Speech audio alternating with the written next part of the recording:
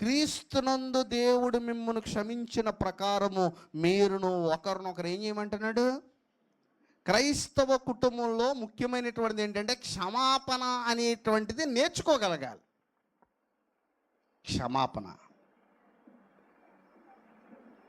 ఒకరినొకరు ఏం చేయమంటున్నాడు? ఇక్కడ క్షమించమంటున్నాడు. మనం క్షమించకపోతే నష్టం ఎవరికో తెలుసా? మనకే నష్టం. ఎందుకో తెలుసా? క్షమించకపోతే మనం పరలోకానికి వెళ్ళలేం. కొంతమంది ఏమంటుంటారంటే నేను ఎందుకు క్షమించాలని అంటుంటారు. ఇదే ప్రశ్న ఒకవేళ దేవుడికి ఉండుంటే, దేవుడికి కనుక ఉండుంటే అసలు మానవులు నేను ఎందుకు క్షమించాలి, వీళ్ళందరిని తీసుకెళ్ళి నరకంలో పడైతే సరిపోను కదా అని అనుకుంటే ఈరోజు మన జీవితాలు ఏమవునండి? ఏమవును ఈరోజు మన జీవితాలు? దేవుడు ఏం చేశాడు? క్షమించాడు.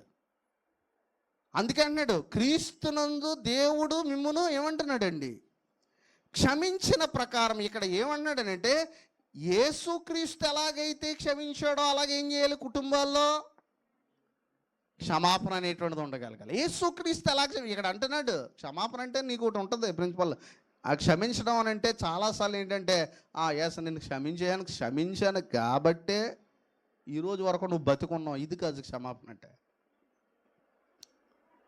చాలామంది ఏం చేస్తారంటే క్షమించడాన్ని కూడా చాలా గొప్పగా ప్రదర్శిస్తుంటారు. ఎలా అంటే ఒక్కోసారి కనిపిస్తూ ఉంటే విధానాలు. ఎలా అంటే క్షమించడాన్ని నేను ఎప్పుడూ క్షమించాను కాబట్టి ఎంతకాలం నువ్వు ఎలాగున్నావు? బతుకున్నావు. ఇది కాదు క్షమాపణ అంటే. యేసుప్రభు క్షమించిన ప్రకారం యేసుప్రభు క్షమించిన ప్రకారం. అందుకే అన్నాడు క్షమాపణ అంటే నీ ఆలోచనలోంచి వచ్చేటువంటిది కాదు. క్షమాపణ అంటే క్రీస్తు క్షమించిన ప్రకారంగా క్షమించగలగడం. క్రీస్తు ప్రభు ఎలా క్షమించాడు మనుషుల్ని? క్రీస్తు ప్రభు శిలువ మీద ఉండగా తాను బాధ అనుభవిస్తూ తన కష్టాన్ని అనుభవిస్తూ కూడా ఆయన అనగలిగాడు. ఏమన్నాడంటే తండ్రి వీరేమి చేయుచున్నారో వీరు ఎరుగరు కనుక వీరిని ఏం చేయమన్నాడు? ఆయన ఎలా క్షమించాడు?